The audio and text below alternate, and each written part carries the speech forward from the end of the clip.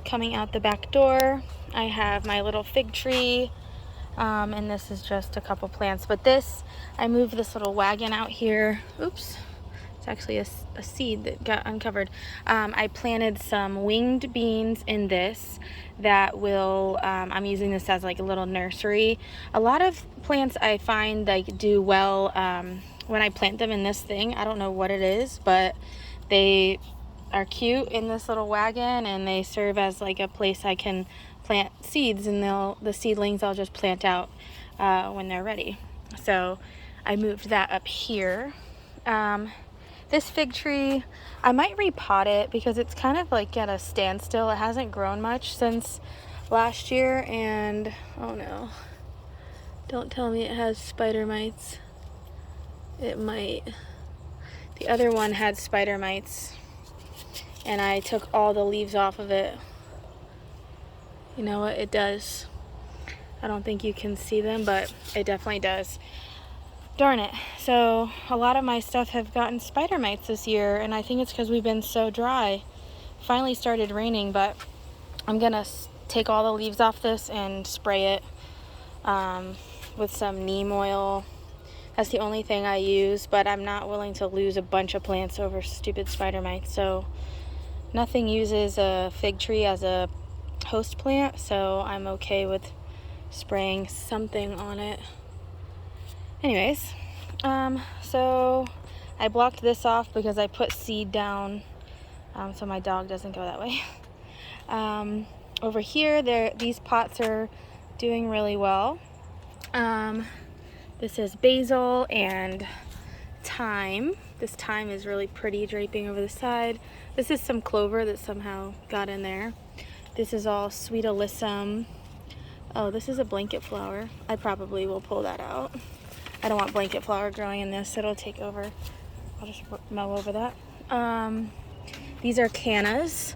So I had a big pot of canna lilies, and I took out some of the roots and I put them in a couple different pots just to separate them and make them healthy again. So this one has some more of that purple alyssum, a basil, the canna. This has canna, sweet alyssum, some clover somehow. And then I think there was like a random flower growing in there. And then, oh, this has, oh look, there's one, a status plant growing. And then this one is all sweet alyssum, I think. So it took over that whole pot. But as a, you know, they look cute all together. In this tower, I have lots of chamomile starting to put on some size. We went out of town, so half of this didn't get hit by the sprinkler. So the half that didn't get any water, some of the seedlings of other things died, like I have thyme in this row. So I just took some chamomile seedlings and put them in the open pockets because I want to have lots of chamomile tea. But there's basil, onions, another basil, thyme growing in there. Like I said, there's more chamomile growing down there. This is a Malabar spinach. Super pretty vining type spinach. There's a thyme growing under here. That's pretty. There's a nasturtium growing. So, and then like a random, oh, some mint, and then onion. And then, let's see, down here there's another chamomile in this pot. Just cute little things. And then this is my rice. The rice is getting, it just feels so cool to put your hands through. But it's getting lots of size. It gets full sun in most of the day. It's shaded just for a little bit right now. But the birds didn't get the majority of it. And then the rain has been helping. So this pot's looking good. And this pot does not have drainage, or does have drainage. Let's see. My lemongrass came back. I have some sunflowers starting to bloom. That is a hyacinth bean. And then there's another hyacinth bean growing up this pole. It's almost to the top. And then I have mainly in here what is this bed is for are the Seminole pumpkins. So this one, I have one in the middle and then one over there. That one over there is getting a little too shaded, but it's okay. And then this is a really pretty combination right now of the, I think these are cupcake white, I forget the exact name, cosmos, and then the goldenrod. That's just a native wildflower I let stay here. And then, let's see, I have the blanket flower. See, there's some pollinators on the blanket flower now.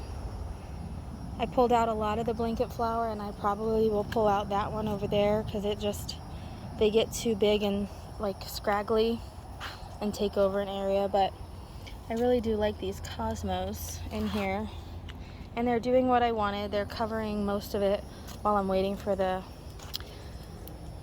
Seminole pumpkins to get some size.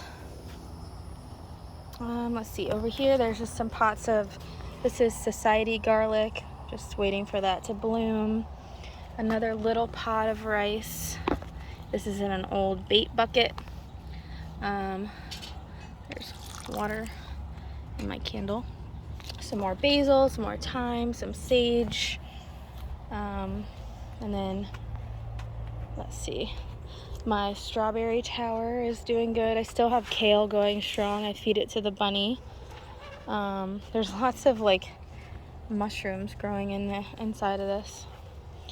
I also planted some of the chamomile starts over here. In the fall, I'll replant this with full of strawberries again, and hopefully they'll all make it. There's a wasp that almost got me. But yeah, this plant here is a purple hyacinth bean, and it will cover, whoa, a little too close for to my face. This will cover the whole like pole, and I don't know how it'll crawl over there, but we'll see. But that's just an ornamental bean. The bed, the railroad vine bed, that I have around the fireplace, is just massive again. It's starting to bloom. They're so pretty. Let's see if I can get close. The pollinators love these plants. And then I've actually been selling these seeds on my Etsy shop, and a lot of people have bought them. I haven't found hardly any other seller for this plant on there. And I just think it creates such a little oasis out here, looking out at the pond or looking up at the porch, depending on what you're doing. But yeah, the whole thing will be in flower in the next couple weeks. I actually just cut it back. It was almost covering the whole middle part too. But yeah, so there's some more blooms. So pretty. And yeah, that's the porch from back here. And then the only other thing, over in this corner, don't worry, that's not a real snake. My other fig tree, I haven't seen any figs on it yet, but these might be little baby figs coming. Sometimes I can't tell if it's a fig or if it's new leaves, but I should get figs this year again. And then this is my jasmine that was my grandma's heirloom plant. It's almost done blooming. Oh my god, look what I just did. I'm so dumb. I was gonna prune it anyway, but whatever, I guess that pruned it. I don't even know where I pulled that off. Oops. So don't pull that. Actually prune your stuff like you should. And then look, there's one last little bloom down here. They smell so pretty. Smell so good. I don't think pretty is a smell. And then the last thing over here before you go inside are this little set of pots of the rice there. This basil has just done phenomenally. I don't remember if this is the downy resistant kind, or I know it's not sweet basil because the leaf is different. I think it's the downy resistant basil, which is definitely downy resistant. This pepper is the hottest thing you've ever eaten, but it's pretty, so I've left it. And I don't know, maybe it keeps the bugs away from the other stuff around here. And then the other pot of rice back here, which is also doing really good. And look, you see?